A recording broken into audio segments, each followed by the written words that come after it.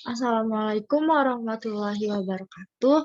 Perkenalkan nama saya Tasya Nisila dengan NIM 4444200094 dari kelas 4B. Di sini saya akan sedikit menjelaskan mengenai uji bilangan peroksida pada lipid atau pada kualitas minyak. Nah, dalam PowerPoint ini saya membaginya menjadi beberapa bagian, yaitu definisi lipid, definisi minyak, definisi bilangan peroksida, kemudian ada prosedur kerjanya, dan ada rumus untuk perhitungan bilangan peroksidanya. Untuk yang pertama ini ada lipid. Jadi lipid atau lemak ini merupakan senyawa organik yang banyak ditemukan dalam sel jaringan. Lipid ini tidak larut dalam air, namun larut dalam zat pelarut nonpolar seperti ether, kloroform, dan benzena.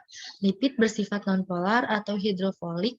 Penyusun utama dari lipid adalah trigliserida, yaitu ester gliserol dengan 3 asam lemak yang bisa beragam jenisnya.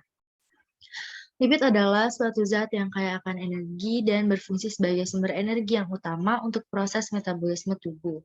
Lemak yang beredar di dalam tubuh diperoleh dari 2 sumber, yaitu dari makanan dan dari hasil produksi organ hati yang bisa disimpan di dalam sel-sel lemak sebagai cadangan energi. Nah, minyak dan lemak ini merupakan salah satu kelompok yang termasuk golongan lipid, yaitu senyawa organik yang terdapat di alam serta tidak larut dalam air tetapi larut dalam pelarut organik nonpolar. Contohnya dietil ether, kloroform, dan hidrokarbon lainnya. Lemak dan minyak dapat larut dalam pelarut yang disebut gas karena lemak dan minyak mempunyai polaritas yang sama dengan pelarut tersebut. Lemak dan minyak adalah trigliserida atau triasilgliserol dalam kedua istilah ini yang berarti trimester dari gliserol. Perbedaan antara suatu lemak dan minyak yaitu pada suhu kamar atau kisaran 25 derajat Celcius, lemak itu berbentuk padat, sedangkan minyak itu berbentuk cair. Selain itu, lemak dan minyak juga merupakan sumber energi yang lebih efektif dibandingkan dengan karbohidrat dan protein. Karena dalam 1 gram minyak atau lemak dapat menghasilkan energi sebesar 9 kilokalori per gram. Sedangkan karbohidrat dan protein itu hanya menghasilkan 4 kilokalori per gram. Yang kedua ini ada minyak. Jadi minyak atau edible oil ini banyak digunakan di industri pangan karena nutrisinya dan pengaruhnya terhadap rasa dan aroma produk makanan. Salah satu jenis minyak nabati yang banyak digunakan dalam proses pengolahan makanan adalah minyak sawit. Minyak goreng atau disebut RBD, RBD, Refined Bleach Deodorized Olein merupakan salah satu hasil olahan kelapa sawit yang menjadi bahan makanan pokok yang mendapat perhatian khusus dari pemerintah. Menurut Surat Keputusan Direktorat Jenderal Pengawasan Obat dan Makanan Nomor 02240-SK-7-1961 tentang pedoman persyaratan mutu serta label dan periklanan makanan yang dimaksud di sini adalah minyak goreng atau cooking oil adalah minyak nabati dengan tujuan untuk adalah minyak yang diperoleh dari atau dengan cara memurnikan minyak nabati dengan tujuan untuk menghilangkan bahan-bahan logam, bau, asam lemak bebas, dan zat-zat warna. Minyak goreng sendiri mengandung vitamin A, D, E, dan lemak yang bermanfaat bagi kesehatan. Namun, minyak goreng juga dapat berbahaya bagi tubuh yang disebabkan oleh penggunaannya dalam proses memasak, seperti pemanasan dengan suhu tinggi yang dapat mengoksidasi minyak goreng dan menghasilkan radikal bebas. Nah, kerusakan minyak karena pemanasan pada suhu tinggi ini disebabkan oleh oksidasi dan polimerisasi. Pada suhu tinggi kisaran 200 hingga 250 derajat Celcius, terjadi kerusakan minyak yang akan menyebabkan keracunan dalam tubuh dan berbagai macam penyakit, misalnya diare, pengendapan lemak dalam pembuluh darah atau aterosklerosis, kanker, dan menurunkan nilai cerna lemak.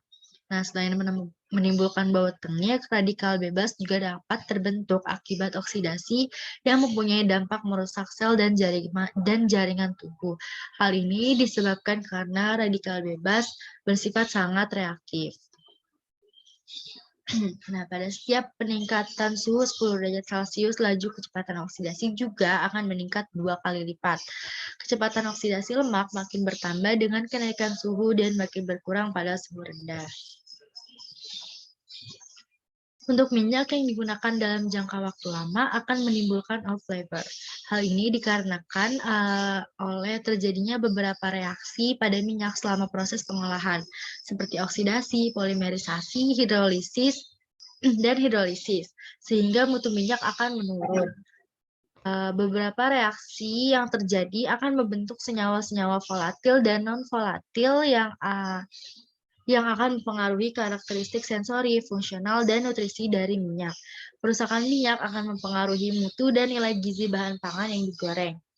Minyak yang rusak akibat proses oksidasi dan polimerisasi akan menghasilkan bahan dengan rupa yang kurang menarik dan cita rasa yang kurang enak, serta kerusakan sebagian vitamin dan asam lemak esensial yang terdapat dalam minyak.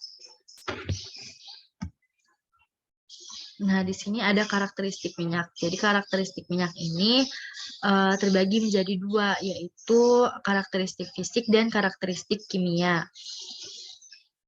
Untuk karakteristik fisik ini meliputi warna, bau, kelarutan, titik cair, titik didih, titik leleh, bobot jenis, viskositas, dan juga indeks bias. Untuk karakteristik kimianya meliputi jumlah asam lemak bebas atau free fatty acid, bilangan peroksida atau peroxide value, bilangan asap atau smoke point, dan komposisi asam lemak. Nah, untuk yang selanjutnya ini ada bilangan peroksida. Bilangan peroksida ini digunakan untuk mengetahui tingkat kerusakan minyak. Bilangan peroksida dinyatakan dalam nilai ekuivalen dari peroksida dalam setiap 1000 gram minyak atau lemak. Asam lemak tidak jenuh dapat mengikat oksigen pada ikatan rangkapnya sehingga membentuk peroksida. Peroksida dapat ditentukan dengan metode iodometri. Berdasarkan pada reaksi antara alkali iodida dalam larutan asam dengan ikatan peroksida. Iod yang dibebaskan pada reaksi ini kemudian dititasi dengan natrium tiosulfat. Peroksida sendiri terbentuk pada tahap inisiasi oksidasi. Pada tahap ini, hidrogen diambil dari senyawa oleofin dan menghasilkan radikal bebas. Keberadaan cahaya dan logam berperan dalam proses pengambilan hidrogen tersebut. Radikal bebas yang terbentuk bereaksi dengan oksigen membentuk radikal peroksi, yang selanjutnya dapat mengambil hidrogen dari molekul tak jenuh lain dan menghasilkan peroksida dan radikal bebas yang baru. Peroksida dapat mempercepat proses timbulnya bau, tengik, dan bau yang tidak dikehendaki dalam bahan pangan. Jumlah peroksida yang berlebih itu pada minyak itu akan bersifat sangat beracun dan mempunyai bau yang tidak enak. Nah, kenaikan bilangan peroksida merupakan indikator bahwa minyak akan berbau tengik. Pada proses penentuan bilangan peroksida, ini prinsipnya adalah menentukan banyaknya volume larutan atau volume dari larutan tiosulfat yang tepat bereaksi dengan iodium yang terlepas akibat reaksi dari antara senyawa peroksida dengan Ki jenuh dalam suasana asam. Jumlah iodin yang terlepas ekivalen dengan jumlah peroksida yang terkandung dalam minyak atau lemak. Oleh karena itu, penggunaan asam asetat, glasial, dan kloroform bertujuan untuk membuat pH minyak bersuasana asam sehingga larutan Ki jenuh dapat bereaksi langsung dengan senyawa peroksida. Reaksi ini akan melepaskan iodium yang ekivalen dengan senyawa peroksida yang kemudian akan dititrasi dengan larutan natrium tiosulfat 0,01 N.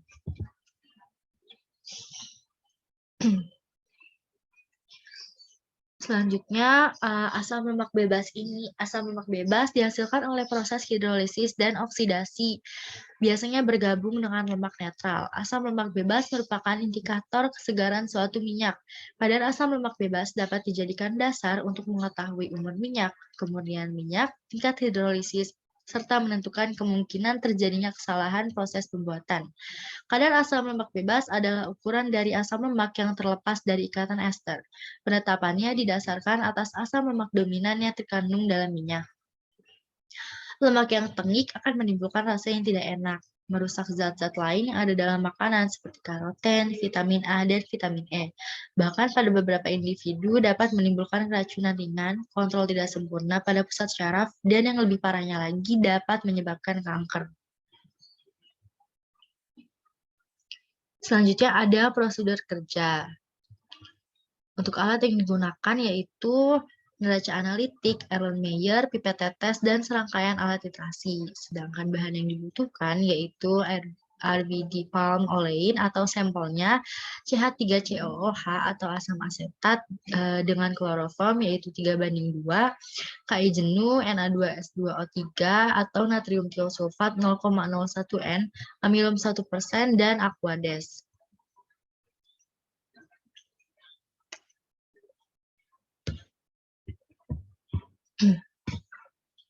Nah, metode yang digunakan untuk menentukan bilangan peroksida ini adalah dengan metode titrasi iodometri. Prosedur pertama pada percobaan ini pertama pada percobaan ini adalah sampel terlebih dahulu ditimbang dengan menggunakan raca analitik. Kemudian sampel dipindahkan ke dalam Erlenmeyer lalu ditambahkan 30 ml larutan CH3COOH atau asam asetat dengan kloroform dengan perbandingan 3:2 dan ditutup. Kemudian campuran diaduk hingga sampel larut. Sampel larut dan warna larutan ini berubah menjadi warna kuning muda. Nah, fungsi dari penambahan kloroform adalah sebagai pelarut. Karena minyak merupakan kelompok yang masuk pada golongan lipid, yaitu senyawa organik yang terdapat di alam serta tidak larut dalam air. Tetapi larut dalam pelarut organik nonpolar, misalnya kloroform, benzena, dan hidrokarbon lainnya. Lemak dan minyak dapat larut dalam pelarut tersebut karena minyak mempunyai polaritas yang sama dengan pelarut tersebut. Sedangkan digunakan larutan CH3COOH karena alkali, ion tidak akan bereaksi sempurna dalam larutan yang bersuasana asam.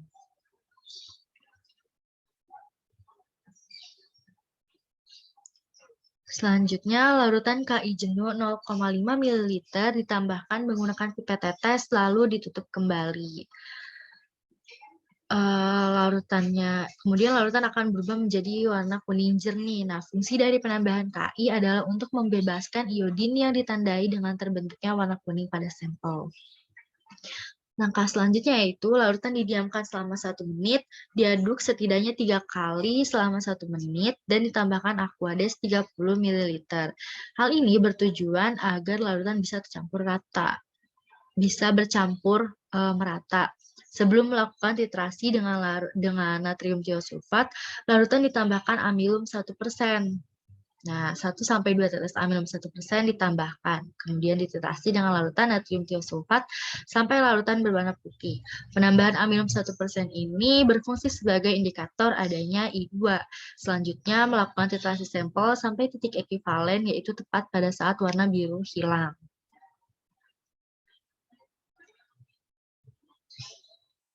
Proses penentuan bilangan peroksida ini dilakukan sebagai proses iodometri karena iodium yang akan dititrasi oleh larutan tiosulfat berasal dari proses reaksi redoks, yaitu oksidasi larutan kalium iodida oleh senyawa peroksida yang berperan sebagai oksidator. Oleh karena itu, reaksi yang terjadi dikatakan reaksi tidak langsung. Di sini ada perhitungan rumus untuk menghitung bilangan peroksida, yaitu volume titrasi dikurangi dengan volume blanko dikali N dikali 1000 lalu dibagi dengan berat sampel. Untuk N sendiri adalah konsentrasi natrium tiosulfat yang digunakan pada saat proses titrasi.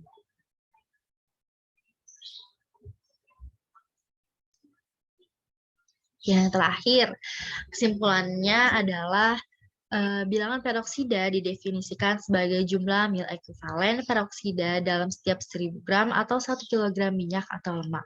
Bilangan peroksida menunjukkan derajat kerusakan pada minyak atau lemak. Asam lemak tak jenuh dapat mengikat oksigen pada ikatan tangkapnya membentuk peroksida dan selanjutnya terbentuk senyawa aldehid, senyawa lakton maupun senyawa akrolein. Hal inilah yang menyebabkan bau dan rasa tidak enak serta ketengikan minyak.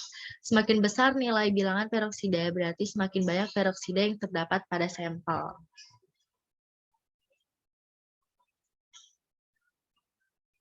Nah, mungkin itu saja yang dapat saya sampaikan. Kurang lebihnya mohon maaf. Wassalamualaikum warahmatullahi wabarakatuh.